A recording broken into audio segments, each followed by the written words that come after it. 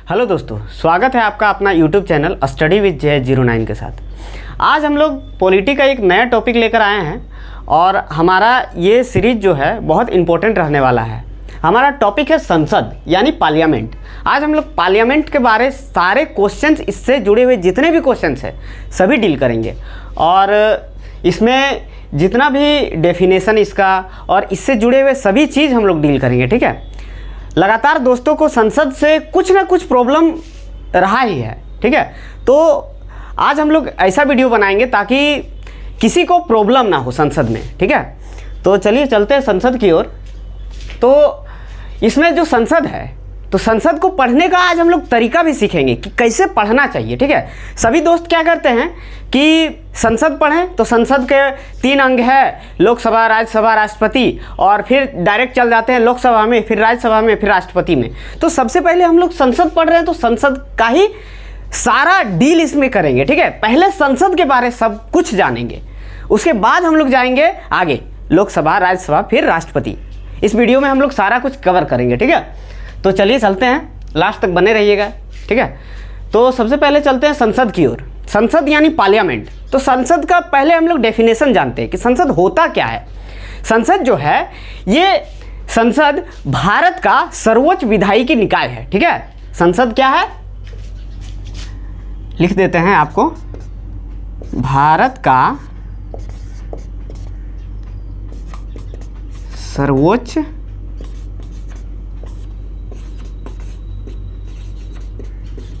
विधायी निकाय है। ठीक, अब आगे देख लेते हैं। तो संसद जो है, इसका कार्य क्या है, इसका मूलभूत कार्य क्या है? तो विधियों और कानूनों को बनाना। ठीक है, इसका मूलभूत कार्य के बारे में हम लोग देख लें। मूलभूत कार्य, तो ये जो है विधि और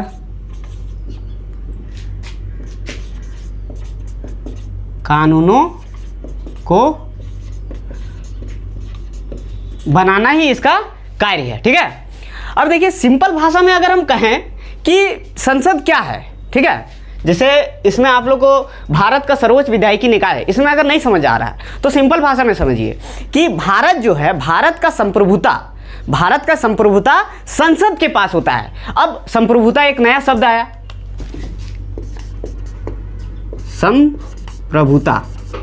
संप्रभुता एक नया शब्द आया। तो संप्रभुता का मतलब क्या होता है? तो संप्रभुता जो है, ये भारत का जो संसद है, तो संसद के किसी भी ऑर्डर या दबाव को नहीं मानता। ठीक है, मतलब कोई भी अगर ऑर्डर दे संसद को तो वो नहीं मान सकता है। ठीक है, लेकिन ये अगर संसद कोई भी कार्य या कोई भी कानून या कोई भी डिसीजन बनाता है तो इसको सभी को मानना पड़ेगा और ये पूरी तरह से स्वतंत्र है। संसद जो है पूरी तरह से स्वतंत्र है। ठीक है, तो भारत का संप्रभुता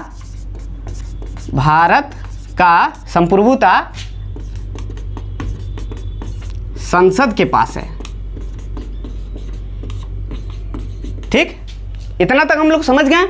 अब आगे देख लेते हैं। ठीक है, हम लोग जानते हैं कि संसद के 3 अंग है, इसके बारे में भी आगे हम लोग डील करेंगे। ठीक है, तो सबसे पहले देखिए संसद का इंग्लिश में क्या बोलते हैं? पार्लियामेंट बोलते हैं। तो पार्लियामेंट को कहां से लिया गया है? पार्लियामेंट भाषा को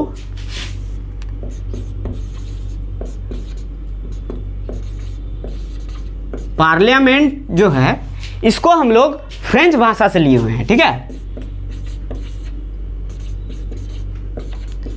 फ्रेंच भाषा से लिए हैं। हमेशा एग्जाम में पूछा जाता है जो पार्लियामेंट है वो कि कहाँ से लिया गया है, तो फ्रेंच भाषा से लिए हैं। ठीक है, अब ये जो संसद है, संसद को हम लोग ब्रिटेन से, मतलब संसद का प्रणाली जो है ये ब्रिटेन से लिए हैं। ठीक है, संसद का प्रणाली, संसदीय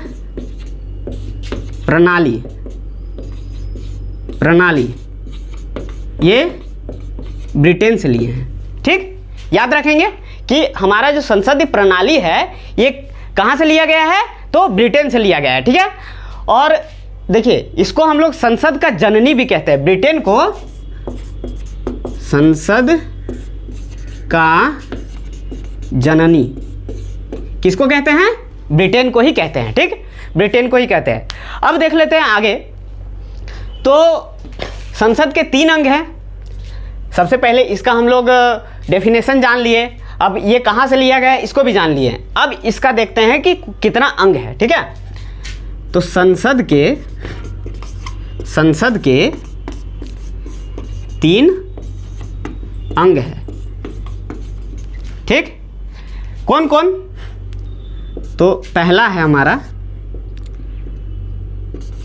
लोकसभा, दूसरा क्या है? राज्यसभा,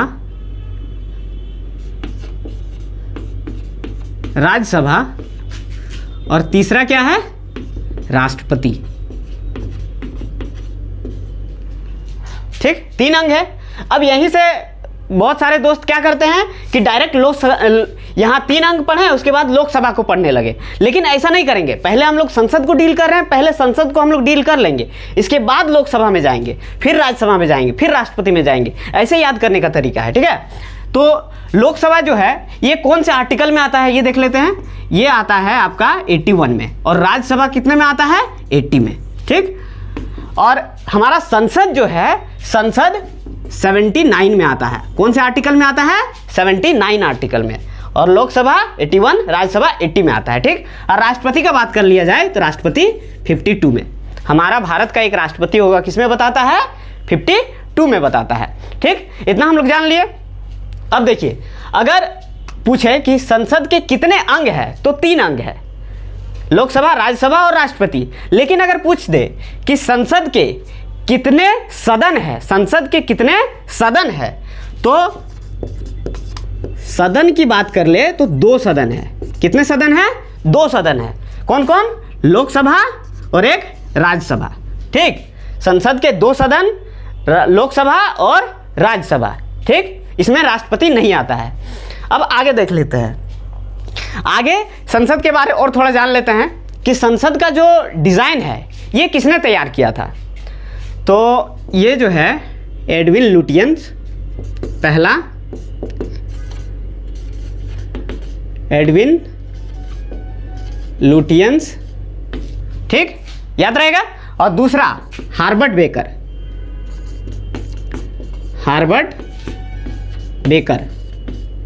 ठीक, दोनों याद रहेगा। ये डिजाइन तैयार किए थे, ठीक है। संसद का जो डिजाइन है कौन तैयार किए थे? एडविन लुटियंस और हार्बर्ट बेकर ने। हमारा जो संसद है ये कब बना था, अगर पूछ लिया जाए कब बना था, तो लॉर्ड इरविन के शासनकाल में, लॉर्ड इरविन के शासन काल में ये तैयार किया गया था। और इसका जो डेट है ये 1921 से 27 तक ये बनने के तिथि है, ठीक है। मतलब 27 में बनकर ये रेडी हो गया था। संसद हमारा 27 में बनकर रेडी हो गया था, ठीक। अब इसमें आगे बात कर लेते हैं। तो देखिए, जो संसद है, संसद में 3 सत्र होते हैं। संसद में कितने सत्र होते हैं? 3 सत्र होते हैं।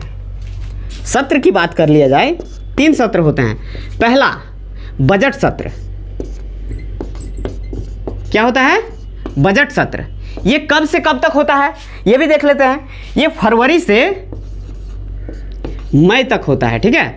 फरवरी से मई तक होता है। और सबसे बड़ा सत्र किसे कहा जाता है?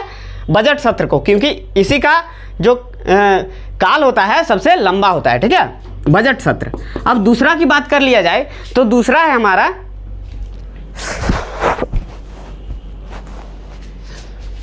मानसून सत्र। क्या है? मानसून सत्र। ये कब से कब तक होता है? तो ये होता है जुलाई से सितंबर तक, जुलाई से सितंबर तक, ठीक। अब तीसरा देख लेते हैं। तो तीसरा होता है शीतकालीन सत्र। शीतकालीन सत्र ये होता है आपका नवंबर से दिसंबर तक, ठीक। सत्र देख लिए। ये सबसे बड़ा सत्र बोलेंगे इसको, बड़ा, और ये सबसे छोटा, ठीक। इतना तक देख लिए। अब आगे देख लेते हैं, संसद के बारे थोड़ा सा जान लेते हैं, इसका जो फिगर है उसको जान लेते हैं, है ना। देखिए ये संसद है, मान लीजिए संसद है,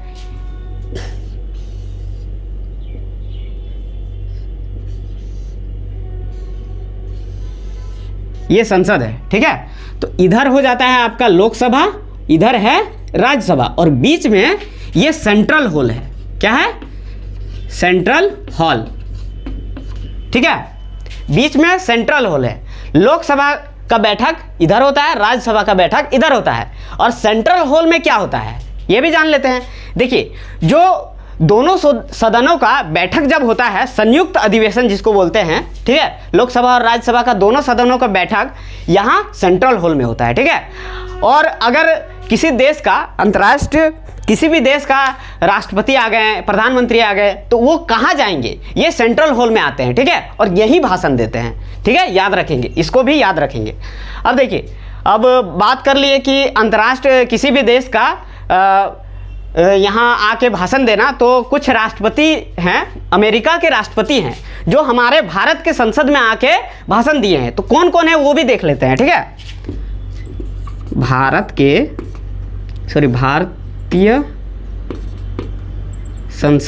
संसद में अमेरिका के राष्ट्रपति का भाषण, ठीक है। कौन कौन है वो भी थोड़ा देख लेते हैं। तो हम लोग देख लेते हैं पहला कौन है। तो पहला है हमारे, पहला डीडी आइजनहावर,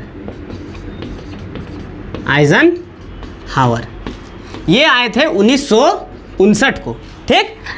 दूसरा है हमारे जिमी कार्टर,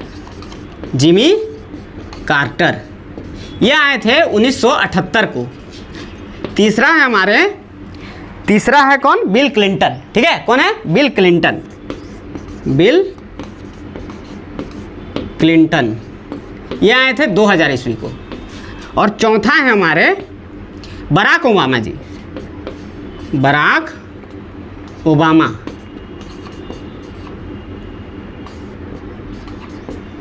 ये आए थे 2010 को, ठीक है।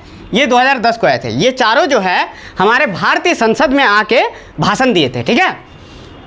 अब ये कुछ अंतर्राष्ट्र के बारे जब बात हो गया, तो इससे जुड़ा हुआ, जैसे कि देखिए, कोई भी संसद, ठीक है, संसद कोई भी अंतर्राष्ट्रीय संधि हो वो लागू कर सकता है बिना राज्य के अनुमति का, ठीक है। जैसे हमारे प्रधानमंत्री हैं, कोई दूसरे देश गए और दूसरे देश जाने के बाद कुछ संधि कर लिए, ठीक है। तो वो संधि अगर मान लीजिए कोई भी राज्य में, चाहे झारखंड राज्य हो, चाहे बिहार राज्य हो, चाहे कोई भी राज्य में वो संधि लागू करेगा, ठीक है, तो राज्य के बिना अनुमति के लागू कर सकता है, ठीक है। राज्य की अनुमति की जरूरत नहीं है। तो यहाँ लिख देते हैं, अंतर्राष्ट्रीय संधि को संसद बिना राज्य के अनुमति के लागू कर सकता है,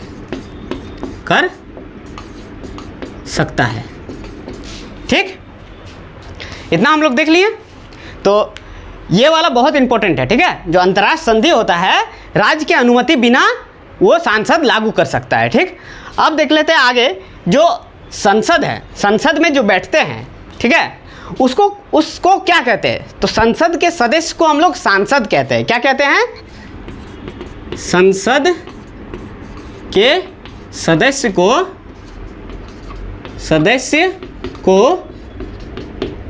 सांसद कहते हैं, ठीक है। क्या कहते हैं? सांसद, MP, मेंबर ऑफ पार्लियामेंट, ठीक।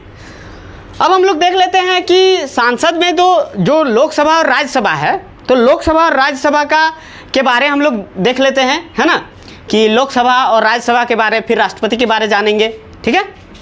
तो आगे देखते हैं, चलिए दोस्तों, सदन हम लोग देख लिए। अब हम लोग लोकसभा को देखते हैं, ठीक है। इसके 3 अंग कौन कौन, लोकसभा, राज्यसभा और राष्ट्रपति। तो सबसे पहले हम लोग लोकसभा को देख लेते हैं, ठीक है। ना कि लोकसभा, राज्यसभा, राष्ट्रपति एक साथ वैसा नहीं देखना है। पहले हम लोग लोकसभा को देखते हैं, लोकसभा को। तो लोकसभा कौन से आर्टिकल में है, आर्टिकल 81 में है, ठीक है। आर्टिकल 81 में है, ठीक है। और संसद कौन से हैं, 79। अब देखिए लोकसभा के बारे में हम लोग सब कुछ जान लेते हैं सबसे पहले, इसके बाद हम लोग चलेंगे राज्यसभा की ओर, ठीक है। तो लोकसभा जो है इसको हम लोग निम्न सदन कहते हैं। क्या कहते हैं, निम्न सदन कहते हैं, निम्न सदन। इसको हम लोग जनता का सदन भी कहते हैं, जनता का सदन।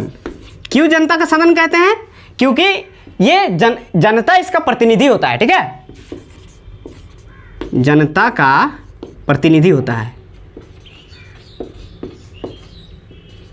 यानी जनता का प्रतिनिधि कहने का मतलब क्या है कि इसमें जो है जब चुनाव होता है तो डायरेक्ट जनता द्वारा चुनाव होकर लोकसभा में जाते हैं। इसका प्रतिनिधि जो है डायरेक्ट जनता द्वारा चुनाव होकर लोकसभा में जाते हैं, ठीक है। तो आगे देखते हैं, इसे हम लोग युवाओं का सदन भी कहते हैं, युवाओं का सदन भी कहते हैं, ठीक है। अब आगे देख लेते हैं, इसमें देखिए लोकसभा जो है इसको भंग किया जा सकता है, लोकसभा को भंग किया जा सकता है, लोकसभा को भंग किया जा सकता है, क्योंकि इसका अगर सरकार गिर जाने पर तो इसका लोकसभा जो है गिर जाता है, ठीक है। और फिर से चुनाव होता है, ठीक। इसका विघटन किया जा सकता है,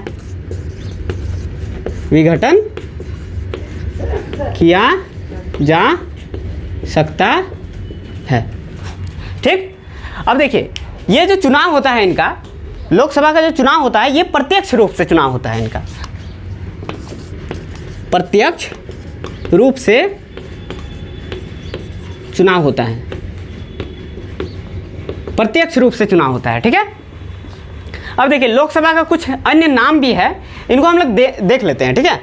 तो लोकसभा का सबसे पहले house of the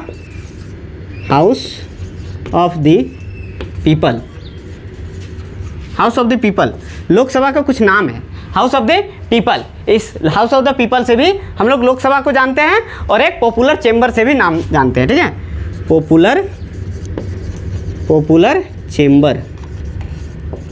popular chamber से भी इनको हम लोग जान सकते हैं, ठीक है। अब इसको हम लोग युवाओं का सदन भी कहते हैं। क्यों कहते हैं, क्योंकि इनका जो मिनिमम उम्र होता है, मिनिमम उम्र यानी इसमें आने का, लोकसभा में जाने का मिनिमम उम्र जो होता है ये 25 साल होता है, ठीक है। इसलिए इसको युवाओं का सदन कहते हैं, युवाओं का सदन कहते हैं, युवाओं का सदन कहते हैं, ठीक है। और इसका जो कार्यकाल होता है, लोकसभा का कार्यकाल हम लोग देख लेते हैं। तो कार्यकाल जो है, कार्यकाल 5 साल का होता है। कार्यकाल कितने साल का होता है, 5 साल का होता है, ठीक है। अब आगे देख ले तो इसका जो प्रतिनिधि का अधिकारी होते हैं, इनका प्रतिनिधि का अधिकारी जो होते हैं ये 2 होते हैं। अधिकारी का बात कर लिया जाए तो ये एक अध्यक्ष होते हैं और एक उपाध्यक्ष होते हैं, एक अध्यक्ष और एक उपाध्यक्ष। तो अभी अध्यक्ष कौन है वर्तमान में अध्यक्ष हैं अभी ओम बिरला, ओम बिरला, ठीक है। और पहले अध्यक्ष कौन थे, पहले अध्यक्ष की बात कर लिया जाए तो पहले थे जी.वी. मालवंकर। और महिला में बात कर लिया जाए, महिला में पहला महिला अध्यक्ष कौन थे, तो मीरा कुमार। कौन थे, मीरा कुमार, ठीक। अब देखिए अध्यक्ष का तो हम बात कर रहे हैं, तो अध्यक्ष जैसे लोकसभा का जो अध्यक्ष होते हैं इनका कुछ कार्य के बारे में अगर हम लोग बात कर ले तो अध्यक्ष जो है निर्णायक मत देने का कार्य करता है, ठीक है। निर्णायक मत देने का कार्य का मतलब क्या हो गया, जैसे कहीं इलेक्शन हो रहा हो और 2 प्रतिनिधि को 50-50 वोट मिल गया हो, ठीक है, 50-50 वोट, तो उसमें से कौन प्रतिनिधि जीतेगा, तो उसके लिए निर्णायक मत का कार्य जो है अध्यक्ष को दिया गया है। अध्यक्ष जिसके तरफ वोट दे देगा वो पार्टी जीत जाएगा, ठीक है। और धन विधेयक भी, जैसे कि धन विधेयक है कि नहीं है, उसका निर्णय भी कौन करता है? ये अध्यक्ष ही करते हैं, लोकसभा अध्यक्ष ही करते हैं, ठीक है। तो इतना हम लोग जान लिए लोकसभा के बारे, इतना हम लोग जान लिए, ठीक है।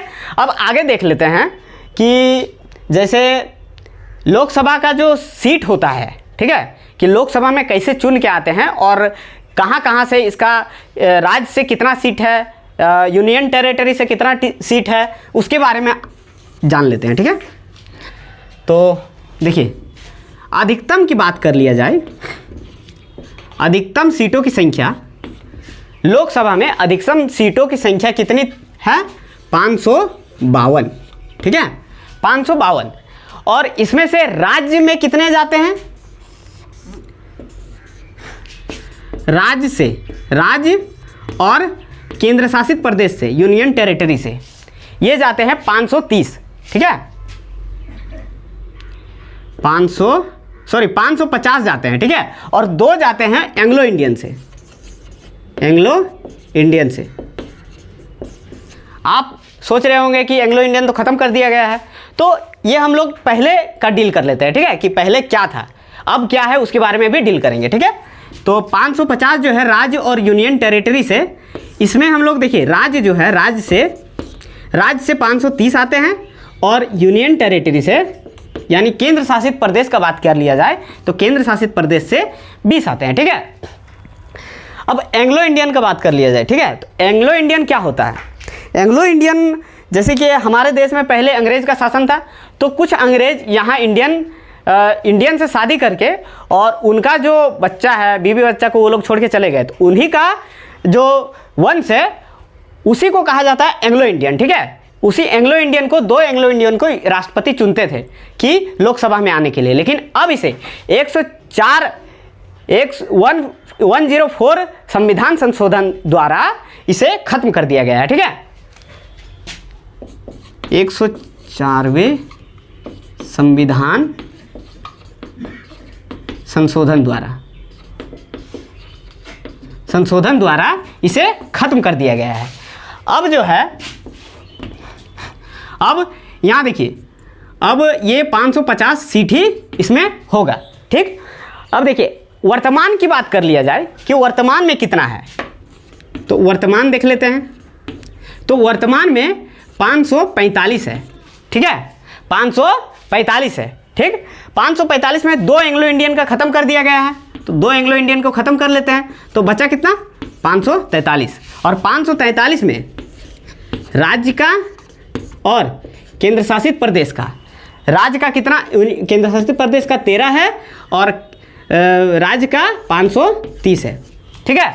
अभी का बात कर लिए तो वर्तमान में, लेकिन अब देखिए, अब जब चुनाव होगा 2024 में, तब अब कैसे होगा? पहले हम लोग का जो जम्मू कश्मीर था वो राज्य था, ठीक है, तो जम्मू कश्मीर राज्य को अब केंद्र शासित प्रदेश बना दिया गया है। तो केंद्र शासित प्रदेश से, वहाँ से अब देखिए, केंद्र शासित प्रदेश से जम्मू कश्मीर से 5 सीट और लद्दाख से 1 सीट, यहाँ से 6 सीट अब निकल के आएगा, ठीक है। यानी यहाँ से 5 सीट घट जाएगा, 6 सीट घट जाएगा, ठीक है, और यहाँ 6 सीट जुड़ जाएगा, यानी अब यहाँ 20 सीट हो जाएगा और यहाँ 524 सीट हो जाएगा, ठीक है। इस तरह का चुनाव होगा। अब 2024 का बात कर लिया जाए तो, ठीक है, सॉरी, यहाँ 19 होगा, ठीक है। तो इस आधारित पर 2024 में चुनाव होगा, ठीक है। तो हम लोग देख लिए, लोकसभा के बारे में देख लिए, ये लोकसभा का सीटों के बारे में भी देख लिए। अब राज्यसभा की ओर चलते हैं, ठीक है। तो हम लोग लोकसभा देख लिए, अब राज्यसभा देखते हैं, ठीक है। ये लोकसभा है, लोकसभा। अब हम लोग राज्यसभा की ओर चलते हैं। तो राज्यसभा कौन से आर्टिकल में बताया गया है? आर्टिकल 80, ठीक है, अनुच्छेद 80 में राज्यसभा के बारे में बताया गया है। अब देखिए, इसी से तुलना करते हैं हम लोग। तो लोकसभा क्या था? लोकसभा निम्न सदन था, है ना। अब राज्यसभा क्या है? उच्च सदन है, उच्च सदन है, ठीक है। इसके बाद ये देखिए, युवाओं का सदन है, इसको हम लोग बूढ़ों का सदन कह सकते हैं, बूढ़ों का सदन। अब आगे देखते हैं, जैसे इसमें भंग किया जा सकता है, इसको राज्यसभा को भंग नहीं किया जा सकता है, भंग नहीं किया जा सकता है, और इसको विघटन भी नहीं किया जा सकता है।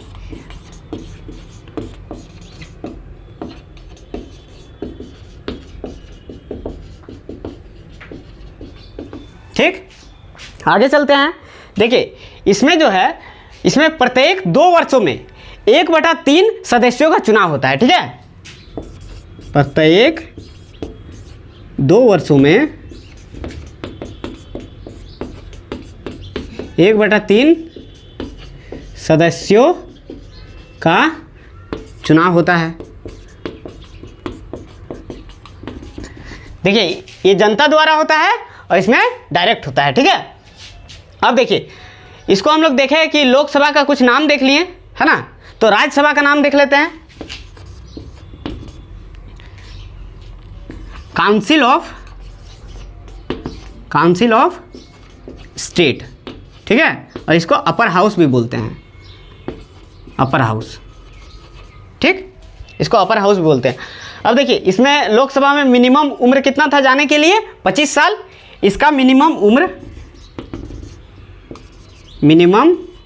उम्र जो है 30 साल है। ठीक है, और जो कार्यकाल होता है, कार्यकाल 6 साल का होता है, कार्यकाल 6 साल का होता है। ठीक है, अब देखिए अधिकारी का बात कर लिया जाए कि इसमें अधिकारी कौन कौन से होते हैं, तो अधिकारी जो है, अधिकारी एक सभापति होते हैं इसमें देखिए अध्यक्ष उपाध्यक्ष होते हैं ना, इसमें सभापति होते हैं, सभापति और एक उपसभापति। एक सभापति एक उपसभापति। सभापति हम लोग जानते हैं कौन होते हैं, ये होते हैं भारत के उपराष्ट्रपति, भारत के उपराष्ट्रपति। ये बहुत इंपॉर्टेंट क्वेश्चन है। ठीक है, पूछ देता है कि राज्यसभा का सभापति कौन होता है, तो भारत का जो उपराष्ट्रपति होते हैं वो राज्यसभा का सभापति होता है। ठीक है, अब देखिए इसका हम लोग सीट के बारे में देख लिए थे, अब इसका भी सीट के बारे में देख लेते हैं। ठीक है, ये देखिए ये अस्थाई सदन था, अस्थाई सदन इसको बोला जाता था, इसको अस्थाई सदन बोला जाता है। ठीक है, अस्थाई सदन। ठीक, इसको अस्थाई सदन बोलते हैं। अब देख लेते हैं इसके सीट के बारे, सीट के बारे देख ले। तो सबसे पहले हम लोग राज्यसभा का सीट देखते हैं। राज्यसभा अधिकतम की बात कर लिया जाए, अधिकतम, तो अधिकतम कितने होते हैं, 250। अधिकतम इसमें 250 है, 250 है। 12 जो है, 12 राष्ट्रपति मनोनीत करते हैं, 12 जो है राष्ट्रपति मनोनीत करते हैं आर्टिकल 81A द्वारा। ठीक है, आर्टिकल 81 द्वारा राष्ट्रपति 12 मनोनीत करते हैं राज्यसभा में जाने के लिए। ठीक है, और इसमें से जो बचा 238 ये राज्य से आते हैं और यूनियन टेरिटरी से आते हैं। ठीक है, यानी केंद्र शासित प्रदेश से आते हैं। ठीक है, इसमें बता दिया जाए, रुकिए, इसमें 80 नहीं 80A आता है। ठीक है, 81 नहीं, सॉरी 80A। आगे देख लें, ये अधिकतम का बात कर लिया जाए। अब वर्तमान का बात करते हैं। वर्तमान का बात करें तो वर्तमान जो है, वर्तमान इसमें 245 है। ठीक है, वर्तमान 245 है। 12 राष्ट्रपति मनोनीत करते हैं और 12 से 233, इसमें 233 अभी, ये वर्तमान का बात है। ठीक है, लेकिन अब देखिए ये राष्ट्रपति जो है, राष्ट्रपति का बात किए हम कि राष्ट्रपति मनोनीत करता है, तो किसको मनोनीत करता है राष्ट्रपति, तो जो कला, विज्ञान या समाज सेवा या फिर साहित्य में सर्वश्रेष्ठ है उसी को 12 सदस्यों को मनोनीत करते हैं राष्ट्रपति। कला, समाज सेवा, विज्ञान या फिर कला, समाज सेवा, विज्ञान या फिर साहित्य,